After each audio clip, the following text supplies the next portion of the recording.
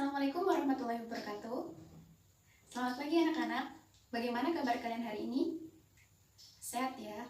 Oke, sebelum memulai pembelajaran pada hari ini, marilah kita berdoa terlebih dahulu. Berdoa dimulai.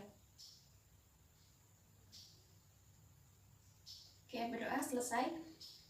Ibu ingatkan, silahkan kalian melakukan presensi melalui kolom diskusi Asmatus ya, dengan cara menulis nama dan juga nomor absen. Pada pagi hari ini kita akan mempelajari materi sistem pencernaan pada manusia. Untuk kompetensi dasar dan indikatornya dapat kita lihat sebagai berikut. Untuk tujuan pembelajaran kita pada hari ini ada 3, yaitu yang pertama, menjelaskan komponen nutrisi pada makanan, fungsi makanan, dan komponen zat gizi. Yang kedua, menganalisis menu makanan sehat dan seimbang. Dan yang ketiga, menganalisis teknologi pengolahan dan keamanan pangan. Baik, di sini Ibu memiliki gambar, silahkan kalian perhatikan ya. Apa yang kalian pikirkan setelah melihat gambar tersebut?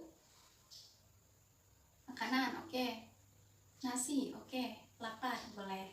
Ya, jadi makanan sangat penting perannya dalam kehidupan manusia. Makanan yang kita makan menentukan kesehatan kita. Untuk itu, kita perlu memperhatikan apa saja makanan yang kita konsumsi. Berdasarkan fungsi zat gizi, fungsi makanan dibedakan menjadi 3. Yang pertama sebagai sumber energi, contohnya ada karbohidrat dan protein.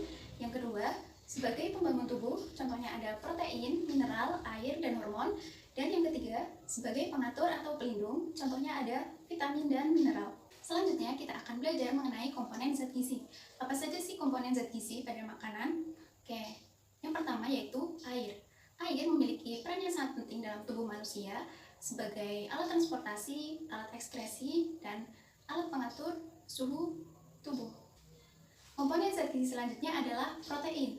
Nah, protein ini merupakan komponen organik yang tersusun dari asam amino. Nah, asam amino ini terdiri dari 2, asam amino esensial dan non-esensial.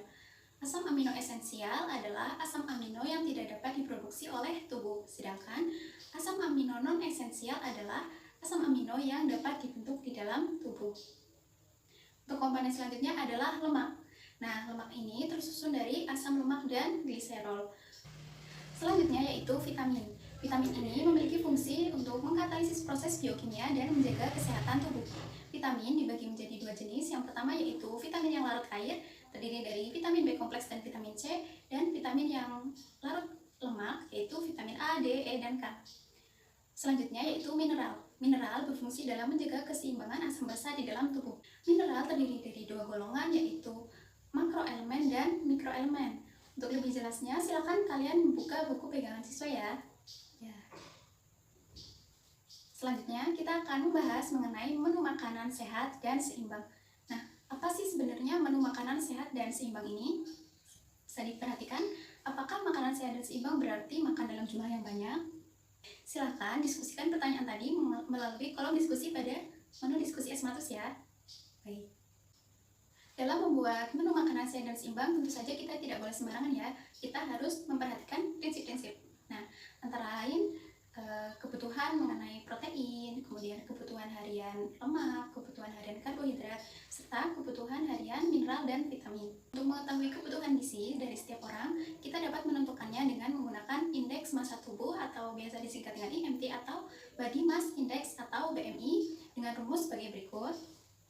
Ya, jadi adik-adik bisa menghitung IMT atau BMI ini dengan cara menghitung berat badan dibagi dengan tinggi badan kuadrat. Nah, setelah itu adik-adik akan peroleh nilai IMT, kemudian bisa dilihat nilai yang diperoleh dengan ketentuan sebagai berikut. Selanjutnya kita masuk pada nilai energi makanan. Jadi nilai energi atau jumlah energi pada setiap jenis makanan itu berbeda-beda. Nah, jumlah energi yang diperlukan untuk melakukan kegiatan dalam tubuh agar tetap sehat ketika dalam keadaan istirahat total disebut dengan metabolisme basal. Tingkat metabolisme basal seseorang atau disingkat dengan BMR dapat diartikan sebagai energi minimal yang diperlukan untuk setiap satuan meter persegi permukaan tubuh.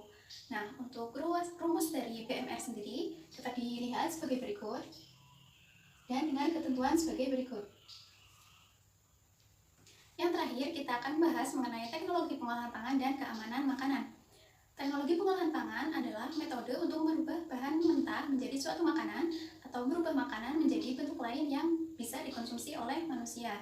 Nah, tentu saja dalam mengkonsumsi makanan kita juga harus memperhatikan keamanan dari makanan tersebut.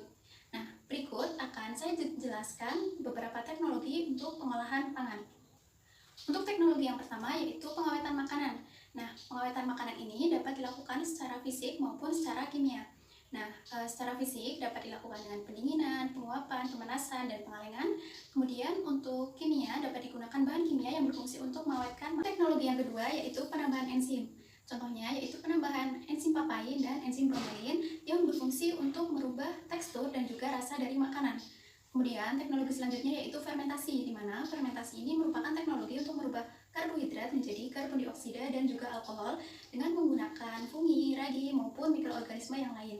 Selanjutnya yaitu pasteurisasi, di mana pasteurisasi merupakan proses pemanasan untuk membunuh atau memperlambat pertumbuhan mikroba yang tentunya dapat merugikan makanan. Nah, kemudian yang terakhir yaitu teknologi emulsifikasi. Nah, emulsifikasi ini merupakan proses pembentukan emulsi dari dua bahan yang tidak dapat saling melarut karena perbedaan polaritas. Nah, demikian beberapa teknologi mengenai pengolahan makanan. Sekian pembahasan kita untuk materi sistem pencernaan pada hari ini. Jika adik-adik ada yang kurang jelas, silakan bisa ditanyakan melalui kolom komentar atau bisa tanya langsung melalui WhatsApp atau email Ibu.